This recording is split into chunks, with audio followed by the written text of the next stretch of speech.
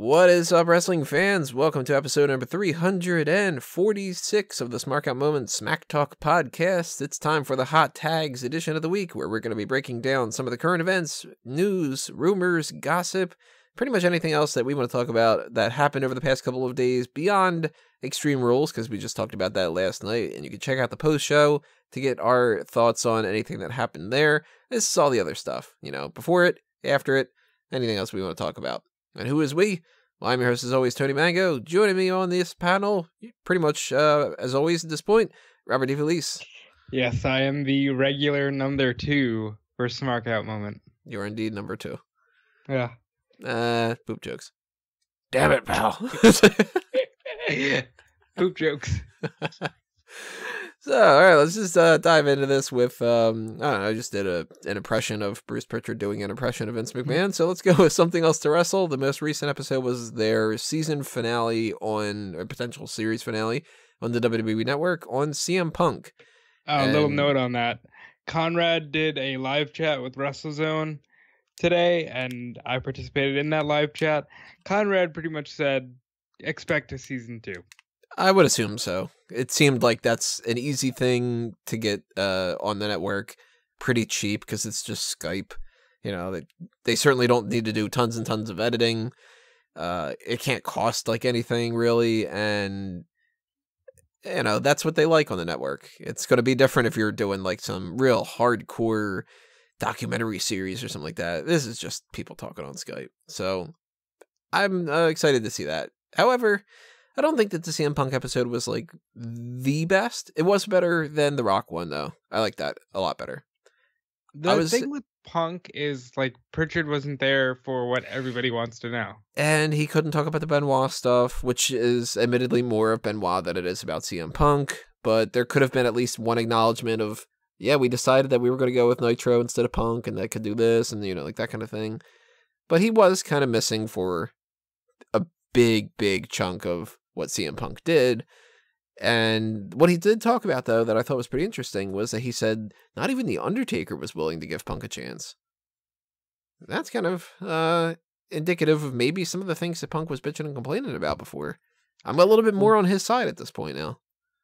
Well, if you look at Taker specifically, wasn't a fan of Punk until he got in the ring with Punk, and then he was like, all right, you're old school as fuck, you're cool. Like, that's awesome. And I know that from an old interview with Paul Bearer. But still, I mean, for everybody, basically, except for Paul Heyman, to be anti-Punk, it gives legitimacy to that Pipe Bomb promo where he says that the only reason that he, like, stuck around was Paul Heyman and stuff. Well, if you think about it, and I was thinking about this a little bit yesterday when they were talking a lot about Punk, what's he going to do? Is he going to be at All in a wrestling capacity? I was thinking Punk flew the flag for the indie scene for a good 5 years before Brian showed up, and it was like, hey, now we have 2 of them, but even those 2 guys, they were like the rarity of the bunch. It's not like now where the indies are accepted and loved and appreciated and talked about on the network. Punk was just like, oh, this guy thinks he's such hot shit because he wrestled in independence. Who gives a fuck? Yeah. That was the prevailing thought, because this is during the time where everybody came from developmental, everybody looked the same, wrestled the same. It's a lot like now, but imagine everybody having a crew cut, tribal tattoo, and wrestling the WWE style. Yeah, can't disagree. But I like the episode. I think that people should check it out. I think that it's basically the same as what we've been saying about all the other ones, where knowing the other editions that you have out there, the other ones are like they get in more depth. And this is kind of like the light version of that. So if you don't want to listen to like 4 hours worth of material for each topic or something like that, check out these, and you can get this, you can get the gist, basically. And let me just say, though, what's great about the podcast, even if you don't like the time on it, it's passive content. You can put the podcast in your ears, continue working on your laptop or at the gym or whatever you're doing. So I prefer the audio podcast by a mile. And just the constraints, you know. I feel like the network one, not only are they not like, you know, they're obviously not trying to curse as much, and they're not talking about things with like as much fluidity and everything like that, but at the same time, it's just a matter of, hey, if we want to go on a tangent, we can go on a tangent. Yeah. Even though they kind of went on a tangent tonight on that table for three. Yeah, you know what? Let's just skip to that. Why not? Bruce Prichard was on that table for three. It's called Good Enemies, Better Friends with Eric Bischoff and JBL as well. Kind of don't necessarily understand the pairing between those. Do you? I think the pairings tend to go like this. This is Bischoff's second table for three, by the way. The first one he did was kind of similar in that it was Cornette, Bischoff, who were two guys on opposite sides of the Monday Night War that didn't necessarily like each other. And then you have Hayes in there trying to like maintain WWE structure and order. I think that was JBL's role here. Yeah, it sort of felt like that. It was basically Bischoff and Prichard talking with JBL, kind of sprinkling in an opinion every once in a while. More so than, you know, if they would have had like Bischoff, Prichard, and well, hey, they talked about Russo. Like if it would have been like Russo, you know, like then that would have been the same kind of thing that we've talked about again before, where it's like you got this boiled down to 23 minutes. They probably talked for 3 hours, and then it's it'd be a more interesting topic because then they'd be talking about some little side stories, and they'd be kind of getting into things a little bit more, maybe talking about things that have been edited out. You know, I still liked it though. I still would say to check that out too. I actually thought it was the best episode of Table for Three that I've seen so far. I wouldn't go that far. It was pretty entertaining. I can't think of one that like really sticks out because Table for Three angers me with its short time. Like the Shawn Michaels, AJ Styles, Kevin Nash one. I could have watched that for 2 hours and you gave me like 20 minutes. So I get really angry with these Table for Threes. This one at least seemed like it had some fire in it. Prichard comes off, you almost wonder if he's playing a character, but he comes off like the never wavering soldier for the WWF at the time, and it's like amazing. And poor Bischoff, I did feel a little bad for Eric because they brought up the whole, hey, let's talk about when he tried to put us out of business, and he just goes, oh, again, do we have to talk about this every time? But and it's like that's your bread and butter. Like that's what you made your name off of, you know? But it's especially, I think it's even more frustrating in the confines of the WWE because you know they're going to push that narrative of he wanted to put us out of business, the smarmy little prick. And he, look at him and his fake ass smile and his cheesy hair. And the first couple of times they talked about it, Bischoff was a good soldier and kind of, you know, talked about it and played along. Lately, I've been listening to him talk and he's just like, listen, fuck the stupid WWE narrative. I never wanted to put them out of business. I just wanted to be number one. I know it makes a great story, but I never wanted to put them out of business. And meanwhile, JBL's like, I don't know, you kind of did. yeah, you totally wanted to put them out of business. Speaking of broadcasts and everything else that's going on like that, we got a little bit of news about All In. The broadcast team is going to consist of Alicia Atout, Sean Mooney, Don Callis, Ian Riccaboni. Is that how you pronounce it? That's what's his face? Riccaboni. No, that's what was his name in NXT? I have no idea who that is. Rich Bonini, Rich Bacini, Rich. But he was the NXT announcer, the NXT commentator. Rich Brennan. Was it Brennan? Was Brennan his last? He did it with Corey Graves and stuff. Yeah, Rich Brennan, I think is his name. That's that guy? Yeah. Oh, huh. I didn't bother to Google him. Bobby Cruz, Justin Roberts, and Excalibur. All right, so, I mean, I didn't bother to Google Rich Brennan to see that was him, but I know Don Callis, I know Sean Mooney, I know Justin Roberts. No idea who But Alicia Atout is. No idea who she's Bobby gorgeous, Cruz isn't is. she? Didn't Google her either. You need to Uh, Google. Why aren't you Googling these people? uh, other things I've been working on. And I don't know who Excalibur Excalibur is. He's the commentator, and he might have some ownership or some kind in PWG. Let's see. PWG Excalibur. Alicia is Canadian, and she just started working for Impact. Okay, so this dude is masked, which means I certainly don't know who he is. Bobby Cruz is the longtime ring announcer for Ring of Honor. All right, so that's why I wouldn't know him. Yeah, I don't know why you. I think Tony's never seen a Ring of Honor match. I've seen a couple Ring of Honor matches that where like I'll click on like one random video and that's about it. Obviously, you know who Don Callis is. Yeah. Justin Roberts is great. You know who is making a comeback, and it's really surprising but really awesome? Sean Mooney. So Ian Riccaboni is not Rich Brennan. Are you sure? Yeah, he definitely All is. right. All right. Well, then This Ian Riccaboni guy is he's a blonde-haired white dude. Rich Brennan, I think, is like Hispanic or something. I thought it was the same guy. I guess not. All right, I was wrong. Rich Bacini or Bikini or whatever like that. That's Rich Brennan's name. So it's kind of close, but no, different guy. Both wear glasses. Both wearing suits. All right. So you see, I'm not too far off. Okay, yeah, I know who this guy is. So Sorry. that's Ring of Honor 2. And yeah. Sorry. And by that I mean Ring of Honor TOO, not Ring of Honor 2. It's not like a sequel, you know. Ring of Honor, the Rise of Machines or something like that, like, you know. Oh yeah, so I wouldn't be familiar with him. You said the Alicia was from Impact? Yeah. Okay, so is she kind of like their JoJo, or is she more along the lines of their Renee Young? So she's more along the lines of their Renee Young. Okay. Well, hey, you know what? At the very least, it's good that they've got some people from Impact, some people from Ring of Honor, some people from elsewhere.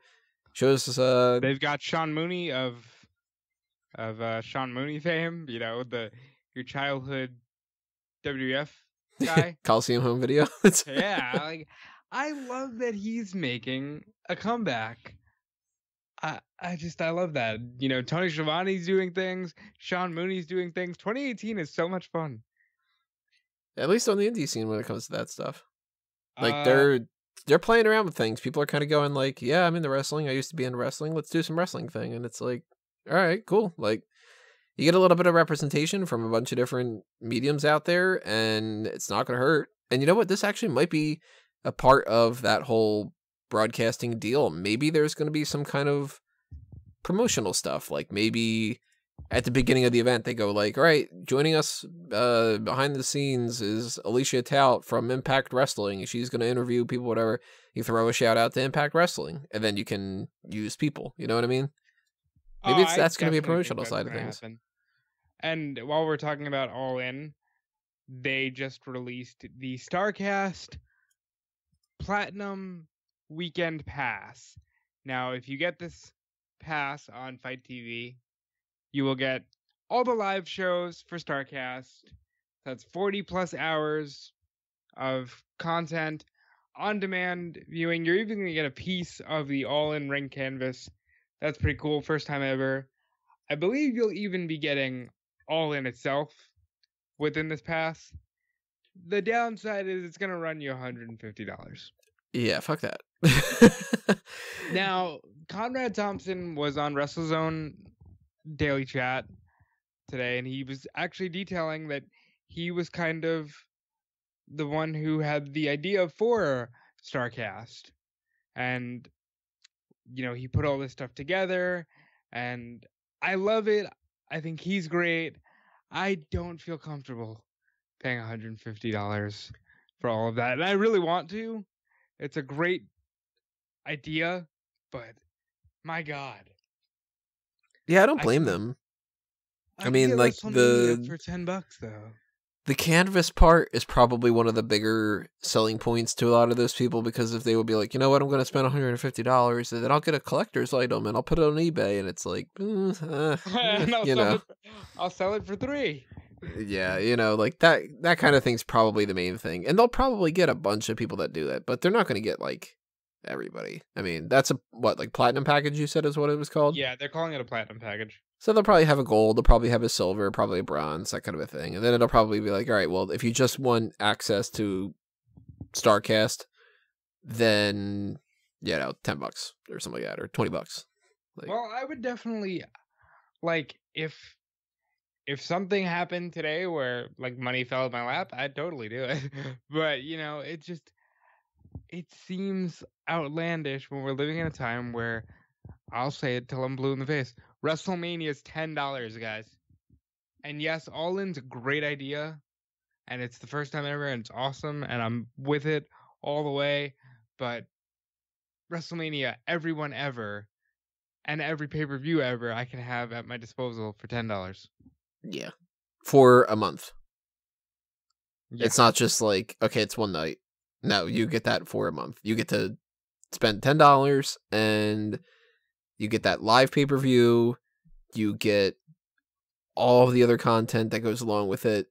Anytime you want to watch it, you can just put it on.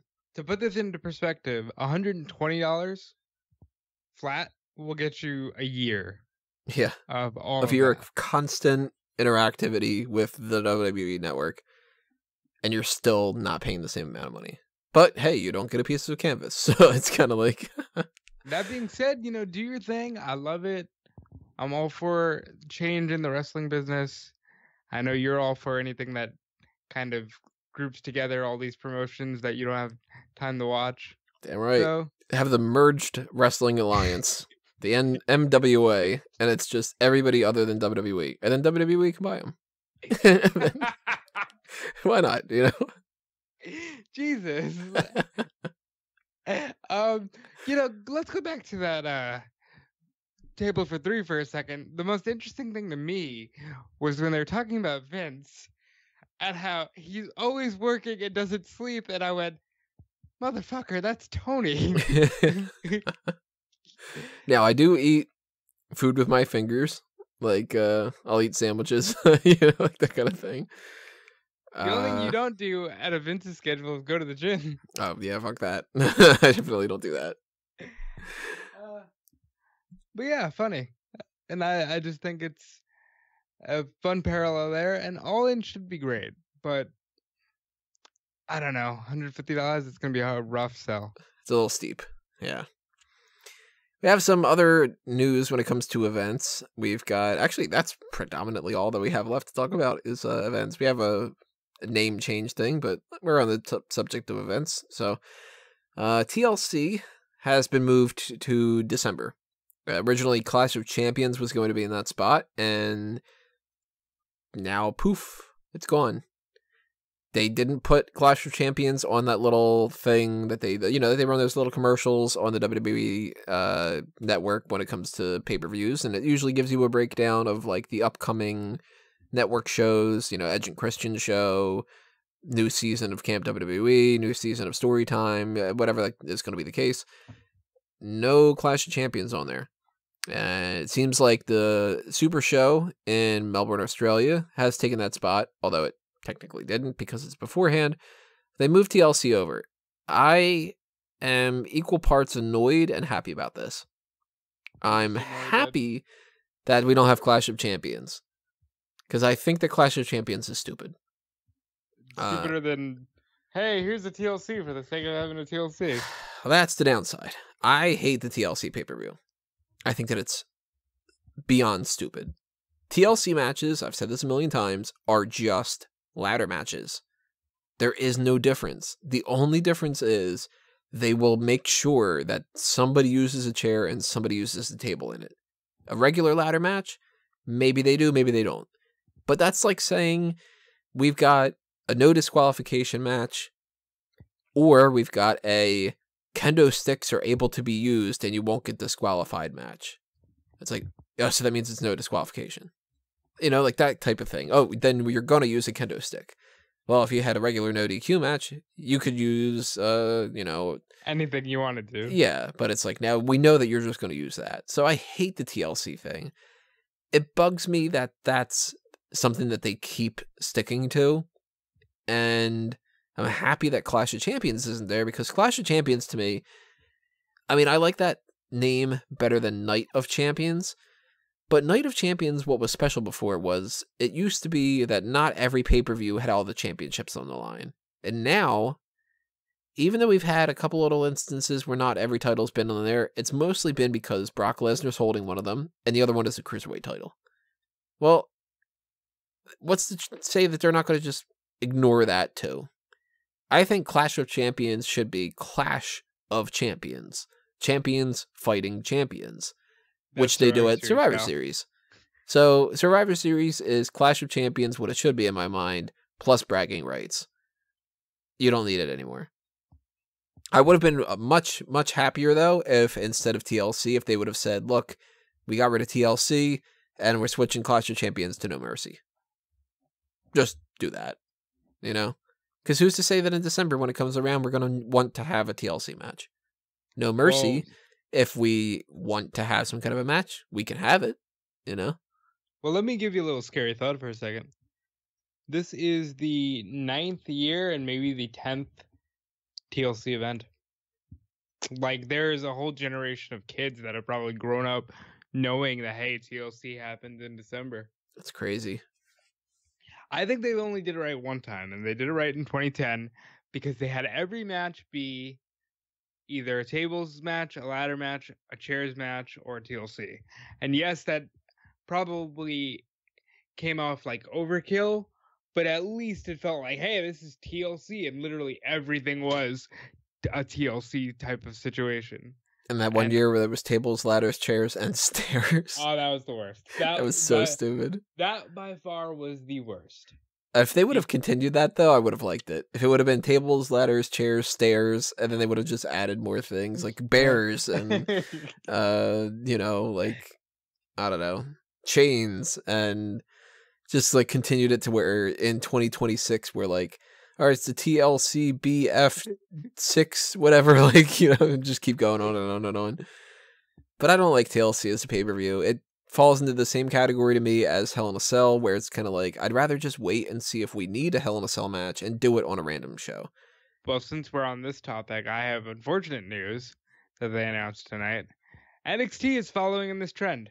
Yep, because NXT TakeOver Los Angeles is going to see the return of WarGames. Second year in a row, it's going to be in November, which I'm assuming is kind of one of those things where maybe going forward, they're just going to always do WarGames in November. I don't like this idea. Me neither. And although I immediately thought of, all right, Undisputed Era has all the titles and they get put on the line in WarGames because it's the only way it works. Well, that's a little bit weird because we know we're building towards Brooklyn right now. And right now we don't have any official matches for Brooklyn, but we do know some of where they're going to go. I mean, clearly Ciampa is working his way into the title picture, and Gargano is sticking around. We're going to get that triple threat. I think so, because aren't they having a one-on-one match on Wednesday? Yep, they're having that on Wednesday, and it hasn't been recorded yet, which is kind of weird. That's weird. What the fuck? Yeah, is it going to be a Joe and Balor situation where it's taped at like a house show and Ciampa's going to win the belt? I don't know. It's kind of weird. So far, from what I can remember, they did the number one contenders match for the women's title, but nothing else. And that's already changed, which is kind of weird. They advertised that, I mean, spoiler alert for anybody who doesn't want to know this, they advertised that it's going to be a fatal four-way, yet they had already done the match and it's a triple threat, and now they announced that Bianca Belair is not going to be in it. So now it's back to being a triple threat, back to being the match that they actually recorded. So we know that Shayna Baszler is going to fight Kairi Sane. And we know that more than likely we're going to get that triple threat for the NXT title. And it looks like we're getting Ricochet versus Adam Cole. And it looks like we're getting Velveteen Dream versus EC3. Now, the Undisputed Era tag titles, I have no idea. And this next set of tapings is going to be interesting. With Mustache Mountain. It could be. That's a way to stretch it out. And that's, if they build to somebody else, I mean, it seems like War Raiders are the thing to go with, but if they win the titles in Brooklyn, then what do you necessarily do in WarGames? And WarGames is a tag team thing. It doesn't have to necessarily include just tag teams, because we saw Roderick Strong and AOP, but the Undisputed Era have to be a part of that. Yeah. So I'm thinking that this actually, the fact that they announced that this is WarGames immediately made me go, got a feeling that Ricochet is going to win that title. He could. I don't know, because I'm not a fan of this, and I'm not a fan of NXT following in this trend, and I want them to stop. Another thing that bugs me about it, NXT TakeOver Los Angeles. Now it's going to be NXT TakeOver WarGames, but then is it NXT TakeOver WarGames 2? NXT TakeOver WarGames 2018? NXT TakeOver WarGames Los Angeles? NXT TakeOver WarGames Los Angeles 2018 too? Like, they don't seem to necessarily want to give it a specific title from this little thing, and that just bugs the crap out of me. And I hate that WarGames is like one word. That bugs me too. I had originally loved the TakeOver name. It reminded me so much of In Your House. Mm-hmm. Where here's TakeOver Respect. But when they started just doing here's TakeOver Name the City, and I was just like, oh fuck. Like, that's so lazy. And now that they're repeating cities and they're not adding a 2 or a 2018, it just gets confusing. Well, see, I actually like it with the cities. I don't like it when it's NXT TakeOver Respect. That's my least favorite name out of everything that they've done. Because to me, that's kind of like NXT TakeOver Fight. You know? My favorite one was it NXT TakeOver. They took the Arrival logo from NXT Arrival, and they just scratched off the A and the R, and it was NXT TakeOver Arrival, because it was Owens and Zayn. And I was just like, wow, they put a lot of effort there. The End, that bugged me. NXT TakeOver The End, ... question mark. Oh yeah, and they couldn't figure that out. And then they're like, guess what? It's the end of the beginning. Ho ho, here we go. But I'll give them credit. They did follow through. Everyone after that is where NXT kind of became a super indie. Yeah. Well, if we get NXT TakeOver Super Indie, maybe they are going to buy the Merged Wrestling Alliance or whatever it is. Well, that only happens if they're doing a major show in Indianapolis.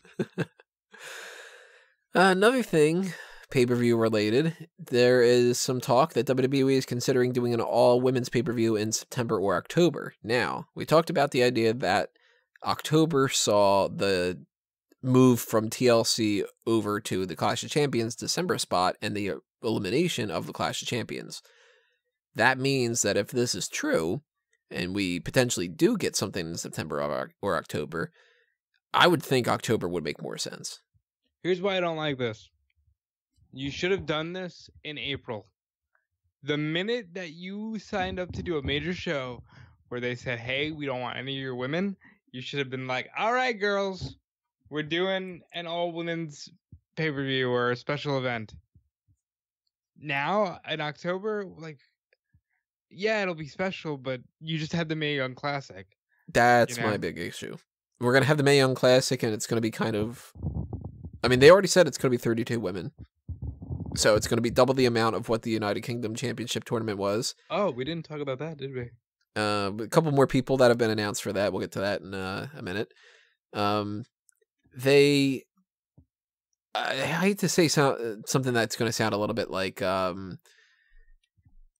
kind of like flippant, but when you do the Mae Young Classic and it's very like girl power-ish, after however many weeks that's going to air, I don't think you're going to necessarily want to go straight into, and then we're going to have an all-women's pay-per-view without feeling like you're being redundant, you know? That's where you're wrong, pal. Get ready for those pink ropes and that fight against breast cancer, because you know they're going to be all about girl power. Oh, God, yeah, October is... Oh, my God, I forgot about that. I don't know. Listen, if I could donate all the money to breast cancer research, I would. But so many things that the company does just comes off like a PR stunt. Mm-hmm. And that is why sometimes people get on podcast and crap on these things. Not because we don't believe in the message, but because it comes off looking like such a stunt. Yeah, and I mean, for the record, if I could get rid of cancer, I would. It's not like I'm pro cancer. Yeah, you know what I mean, I'm cancer, man. I'm anti what I feel, and this is going to be people going, "Oh my god, he believes in conspiracy theories." I think that there's a fucking cure. They just don't want to release it. Oh, 100%. Like, so to me, that's not one of those things where it's like, "Oh man, I really hate that they're supporting something." I do hate charity walkathons because I think it's all bullshit, and I think that people pat themselves on the back for it. That's a whole other discussion. But I'm not opposed to an all women's pay-per-view in September or October. But more so, I'd rather see an all women's show another time of the year. That's like my bigger issue.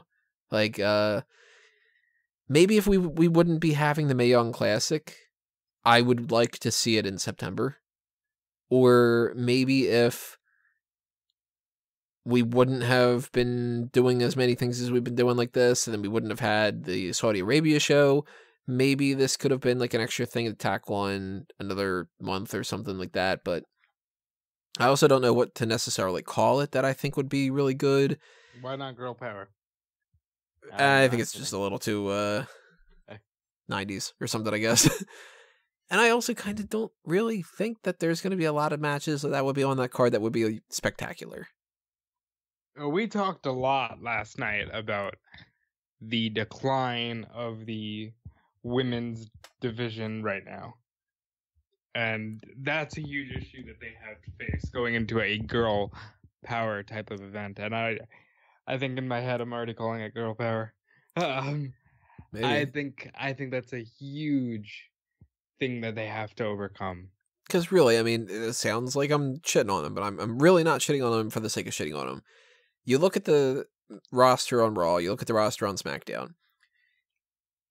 Are you really going to be excited if they say, okay, we're going to have like a 3-hour show and it's going to be, one of the matches is going to be like, say, I don't know, the Riot Squad against, I don't know who. Dana Brooke and Alicia Fox. Dana Brooke, Alicia Fox, and Natalya. I don't care. Do I really want to spend 3 hours of my time looking at matches like that? No, I wouldn't want to watch that on a Monday night. You know? I can't think of really any matches that would really get me shocked. And Bailey if and it Sasha is in a 3-hour Iron Man match. Yeah, at that point, no. No. Right, okay. This needs to end at SummerSlam. Maybe not 3 hours, but I think the only matches that would get me excited would be matches involving the 4 Horsewomen, and then Ronda Rousey and Asuka. And then at that point, that's 2 matches. Well, that's not even 2 matches because that could be 3 matches if you do 2 with the 4 Horsewomen and 1 Ronda Rousey Asuka match. Yeah. Then you're losing somebody. Well, if you do all right, realistically, let's say they book a 2-hour card, like a takeover. You could do Ronda Rousey, Asuka, Bailey, Charlotte, Becky, Sasha, Naomi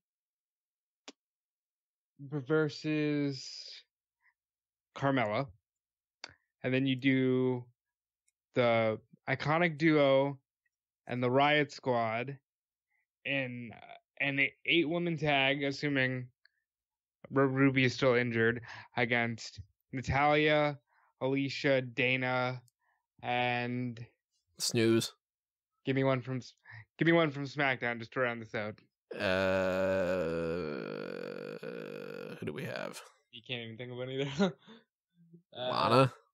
Lana, there we go. She's the best. She's number 1. Couldn't remember her name.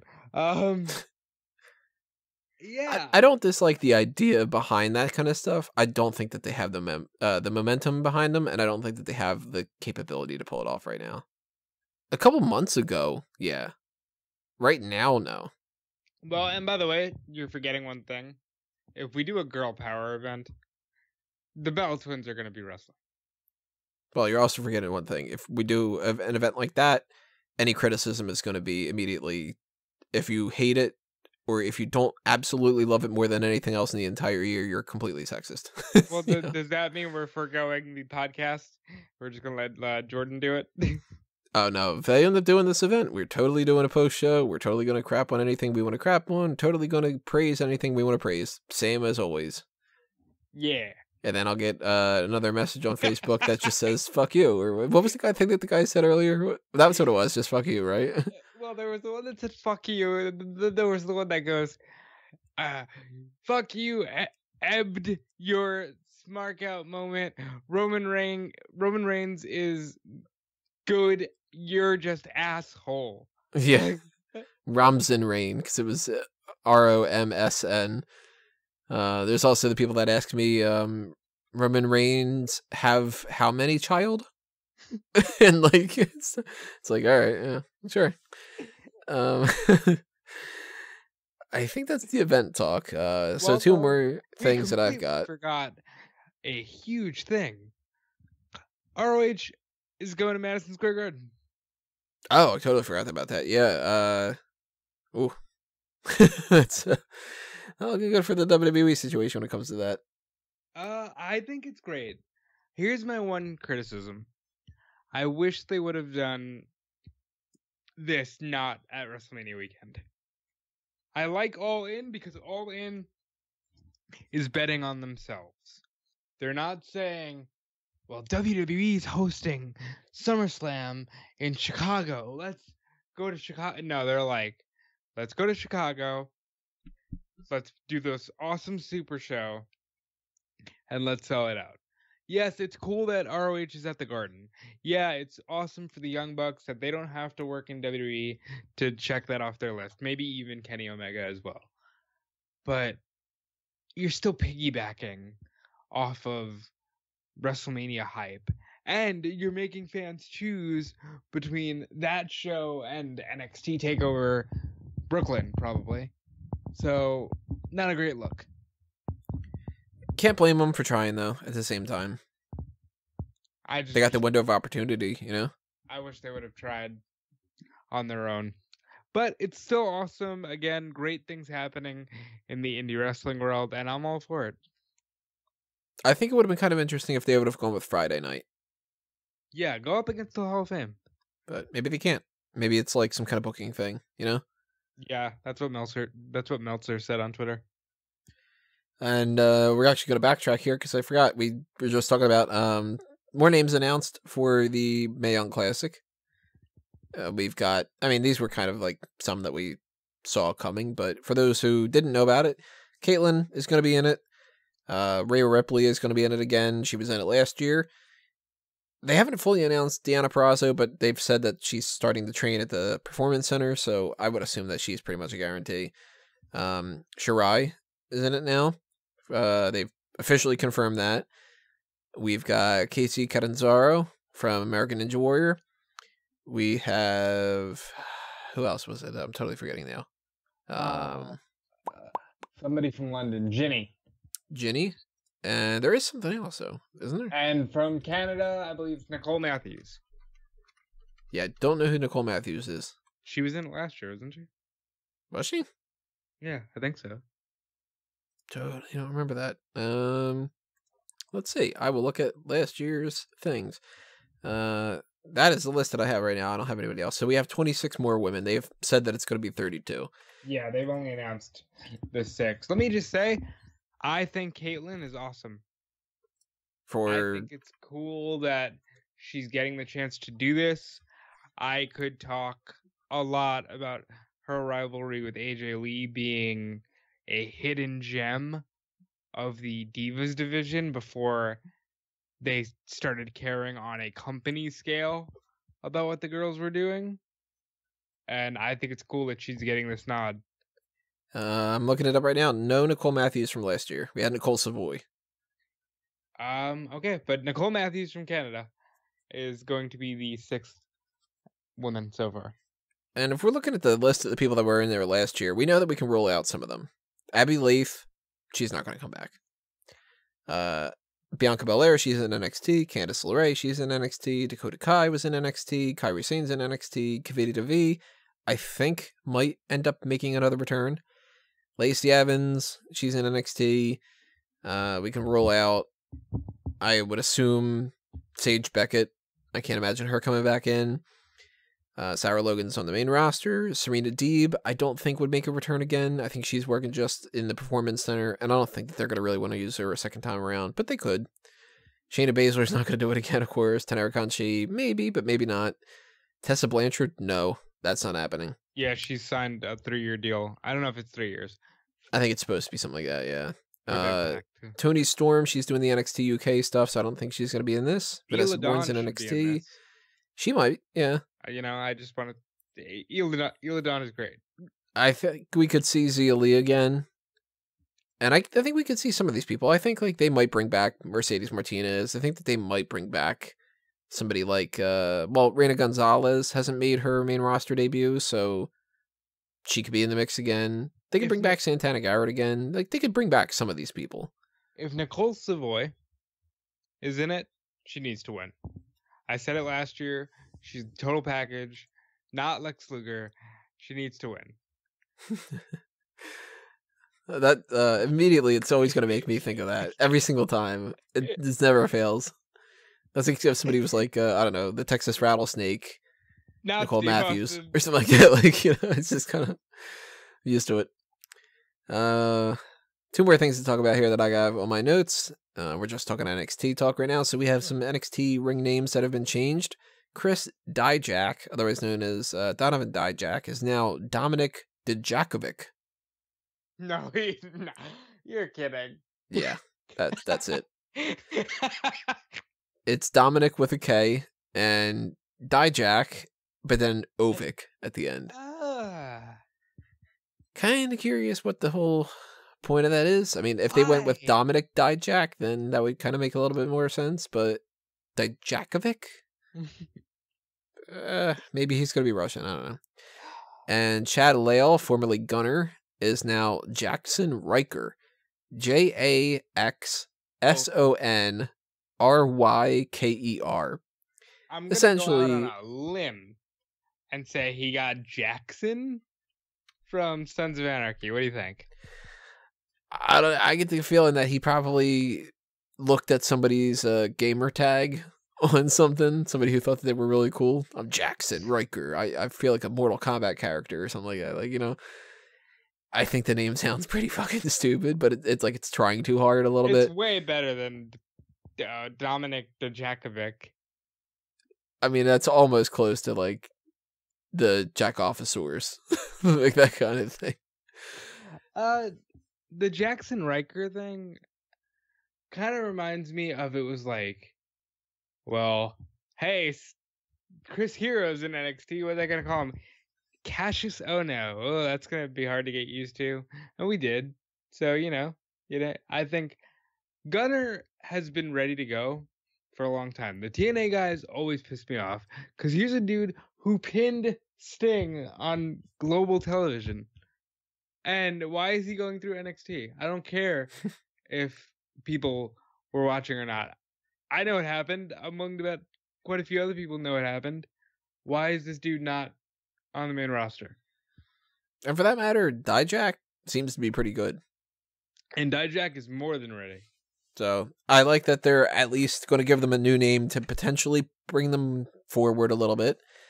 And the names I think could be better, but like you said, maybe we just get used to it. There's been worse names out there. Dolph Ziggler. Different things like that. Dave Diggler.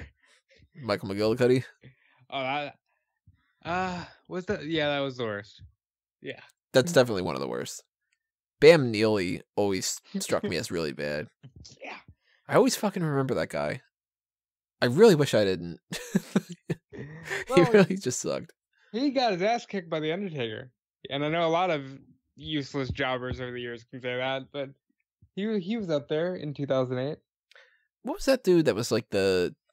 Luther Reigns. No, not Luther Reigns. He was in NXT and he was kind of fat, but he was like funny. But Bull Dempsey. Bull Dempsey. Yeah. Yeah, he's on Bull the Fit. independent scene. Doing I like pretty that. good stuff.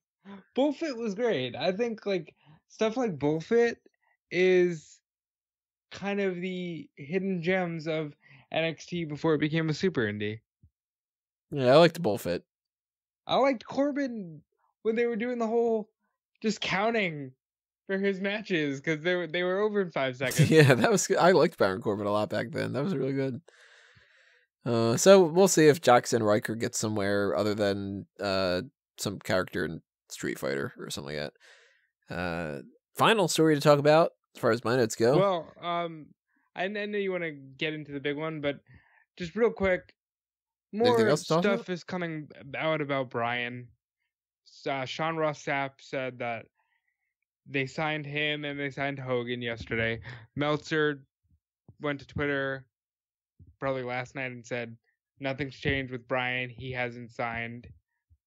I don't see a world where this dude wouldn't just sign with the WWE.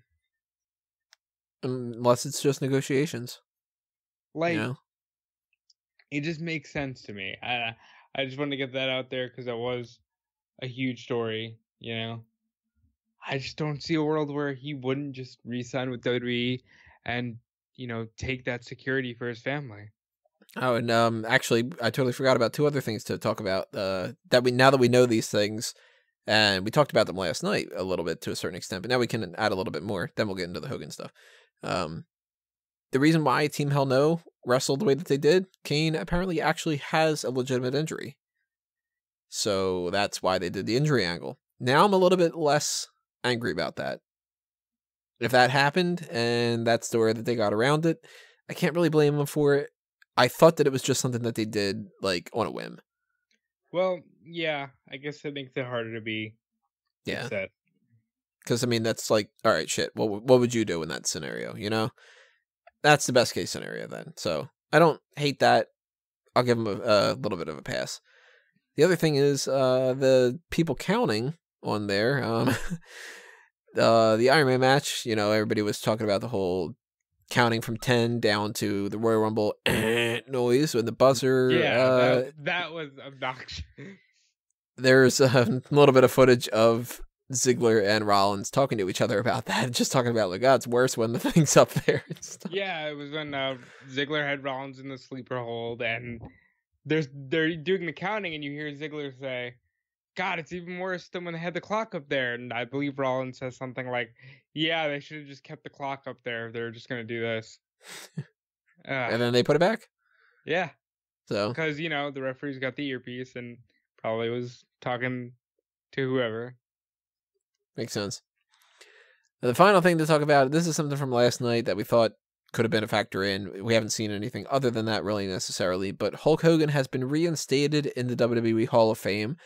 I didn't think that they had necessarily taken him out of it, more so than they just didn't want to really talk about it, but I guess this implies, of course, that he had been actually removed from it. Well, let me remind you before Peter does, we had talked about this before.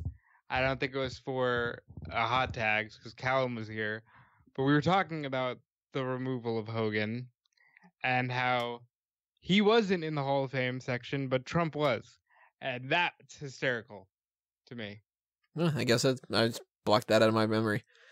But the other news to go along with that is supposedly, of course, we don't know 100% for sure, he apologized backstage to essentially everybody multiple times and had a whole big long speech about you got to watch what you say, you're always being recorded, make sure you're setting a good example, different things along that regard, and that it was all recorded for a WWE 24 special.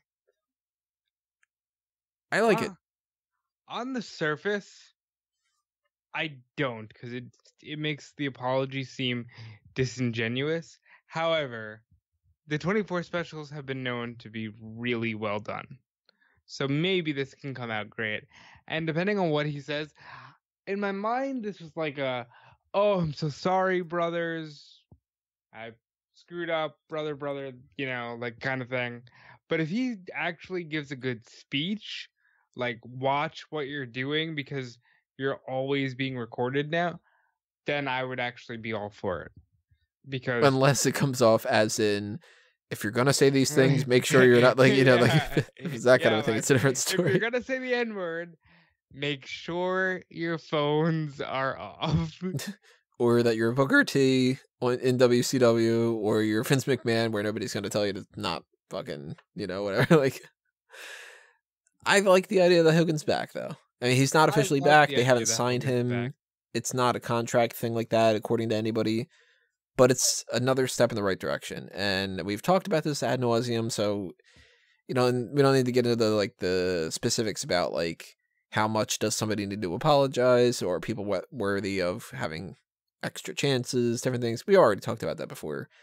My opinion is, I think that it's fine now. Yeah. And I hope that at the very least he makes the video game. Because, why not? He adds a lot of value to these things, and he's a huge name. So I hope the first thing we see is he gets added to 2K19. Now, just throwing something out there. Would you be okay if he beat Brock Lesnar at SummerSlam? So, that was the funniest thing that I heard all day. I would, oddly enough, I'd mark out for it. I wouldn't hate it. I really wouldn't hate it. Isn't that ridiculous? That's the funny thing, is I wouldn't hate it. Maybe he wins the Andre next year. Doesn't have to bump. Yeah, he's just big boots everybody. Every single person. Or even better, he just does the ear thing and they all just like throw themselves out. Well, tell us what you guys think about these. Would you actually like the idea of Hogan winning anything in the future? Actually, are you more along the lines that he shouldn't be reinstated? Whatever the case may be like that. What do you think about people that are heading into the Mae Young Classic? Is Dominik Dijakovic a dumb fucking name? All in. We got something else to wrestle. We got Table for 3, WarGames, TLC, the all women's show. Tell us anything you want to say about any of these kind of topics. Just drop them in the comments section below on YouTube. And if you're doing that, make sure you also are subscribed on the YouTube channel and that you check off the little bell for notifications. And also, if you're listening to this on iTunes or Stitcher, then, leave the comments on there anyway and stuff like that. But if you don't want to do it there, go on the page on smarkoutmoment.com. Leave your comments on that section too. Follow us on Facebook and Twitter at smarkoutmoment. Stay tuned, of course, for everything else that's coming your way. I had mentioned before about the mailbag. I actually had things a little bit switched up, and it looks like on my notes, mailbag is supposed to be next week. However, I already started planning the mailbag. Yeah, so, you might as well just do the mailbag, and we'll figure out what to do next week for next week. Yeah, I don't know. This is where it gets a little tough because the mailbag tends to run long. And if the mailbag runs long and we do that on Thursday, we'll also have round 4 of the tournament to do. That's going to take 5 minutes. It's not going to take long, but it's going to take less time than next week because next week will be the finals. So that'll be half as much time as what this will be. So I'm thinking about it. So if, in the meantime, we got like a day, essentially 2 days to plan this out because we're not going to record until Thursday anyway. If you have a suggestion of what you'd like to see, it's either going to be this week or next week that we do something other than the mailbag. And I'm starting to lean a little bit more towards maybe just doing the mailbag, maybe doing something else next week just to kind of switch things up a little bit. But if you have any suggestions, drop them in the comments below too. Tell us what you think or put something on the Mega Maniacs, whatever the case may be. We'll factor it in as much as we can. Fanboys Anonymous, that's my spot for the movie reviews and the geek culture type of stuff. Hit me up on Patreon if you got spare change and you want to help support the show. Buy a t-shirt on TeePublic or Redbubble. And it's pretty much all the stuff that I'm going to plug, so your turn, Rob. All right, you got WrestleZone.com for your daily wrestling news. Had a great interview with Conrad Thompson today. Not myself, but Kevin Kellum over there at WrestleZone. So go check all that stuff out. Follow me on Twitter and Instagram at DudeFelice. Check out TimekillerApparel.com. Again, if you purchase the Stay True to You rainbow design, 50% of the proceeds go to the Trevor Project, which helps LGBT youth in times of crisis, like suicide or whatever the case may be. So awesome stuff over there. Triple Threat this week, we're talking Extreme Rules. Triple Threat next week, we're talking NJPW and the G1 tournament. And I'm strongly considering for the week after that doing a Triple Threat about Rusev Day. not kidding. And I'm not talking what to do with Rusev. I'm talking how would you celebrate Rusev Day? So, stay tuned for fun stuff like that. Fun stuff, everybody. Fun times. Hopefully you had some fun times listening to this. We thank you for listening. We will see you next time. This has been another Smark Out moment, and we're being counted out.